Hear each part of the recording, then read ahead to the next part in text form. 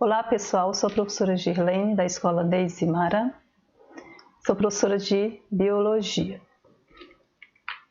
e hoje vou falar sobre núcleo e cromossomos. Então, núcleo é o centro de comando de uma célula eucariótica.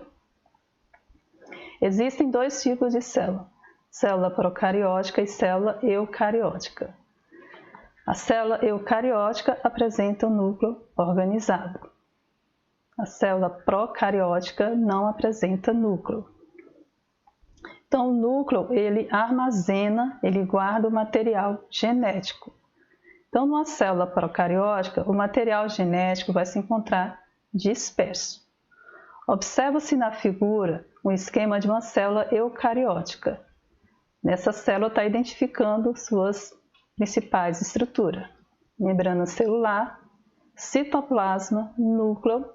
Também observa-se na célula as organelas citoplasmáticas.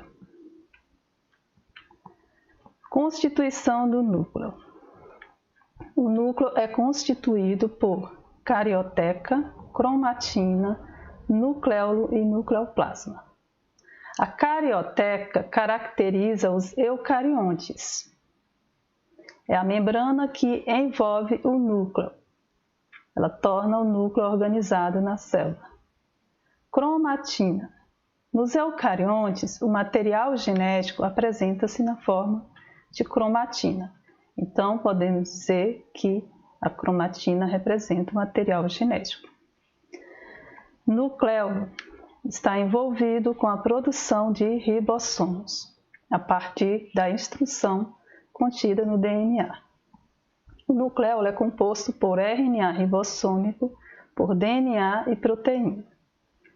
Nucleoplasma corresponde a uma solução aquosa. Então, o nucleoplasma vai preencher os espaços no núcleo. Observa-se na figura as partes que compõem o núcleo: carioteca, cromatina, nucleoplasma, nucleolo e também poro nuclear. Poro nuclear controla a passagem de moléculas. Cromossomos. Os cromossomos são filamentos de DNA. Então, cada cromossomo corresponde a uma longa molécula de DNA. Observa-se na figura uma representação de um cromossomo com suas principais partes: braço, centrômero e telômero. Tipos de cromossomos. Os cromossomos são classificados de acordo com a localização do centrômero. Centrômero é a região do cromossomo. Então, nós temos metacêntrico, submetacêntrico, acrocêntrico, telocêntrico. Observa-se na figura os 4 tipos de cromossomo. Metacêntrico, observa-se que os braços das cromátides deste cromossomo apresentam tamanhos iguais. Cromátides são filamentos do cromossomo. Então, o centrômero ele vai unir as cromátides. Submetacêntrico, observa-se que os braços de uma das extremidades das cromátides vão apresentar tamanhos diferentes. Vai ter tamanhos aí diferentes desses braços das cromátides desse cromossomo submetacêntrico. Acrocêntrico, observa-se nesse tipo de cromossomo que os braços de uma das cromátides, de uma das extremidades das cromátides, apresenta-se curto. E por último, temos o telocêntrico. Nesse tipo de cromossomo, o centrômero se localiza em uma das extremidades. Então, são 4 tipos de cromossomos que existem: o metacêntrico, submetacêntrico, acrocêntrico e telocêntrico. Todos eles são classificados de acordo com a localização do centrômero. Cariótipo.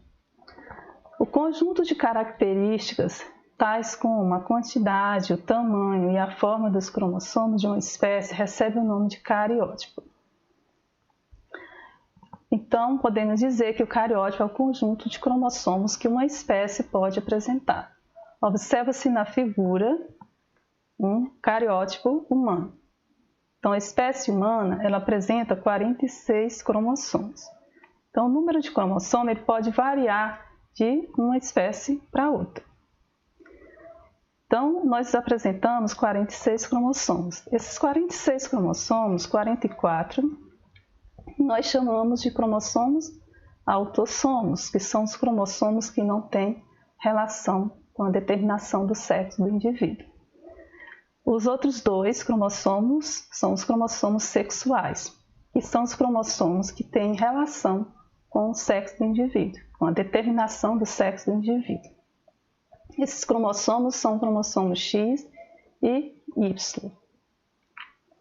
Célula haploide e diploide. As células haploides apresentam apenas um conjunto cromossômico. Já as células diploides, dois conjuntos cromossômicos. Exemplos de célula haploide. Podemos citar como exemplo os gametas, células reprodutoras, óvulo e espermatozoide. Então, essas células são as únicas células haploides que nós apresentamos, porque ela vai conter a metade aí do número de cromossomos. Todas as outras células do nosso corpo vão apresentar o total de cromossomos, que são 46. Neste caso, nós chamamos de células diploide. Síndrome relacionadas às aneuploidia. Síndrome de Turner, síndrome de Klinefelter e síndrome de Down. O que é a aneuploidia? A aneuploidia está relacionada com a alteração do número de cromossomos. Então, seja pela perda de um cromossomo ou o acréscimo de um cromossomo. Então, o que seria a síndrome de Turner? Os portadores dessa síndrome possuem fenótipo feminino. São estéreis, pois apresentam ovários atrofiados. Estatura baixa, pescoço alado. Nessa síndrome, a portadora ela vai apresentar apenas um cromossomo X, totalizando assim 45 cromossomos. A síndrome de Klinefelter.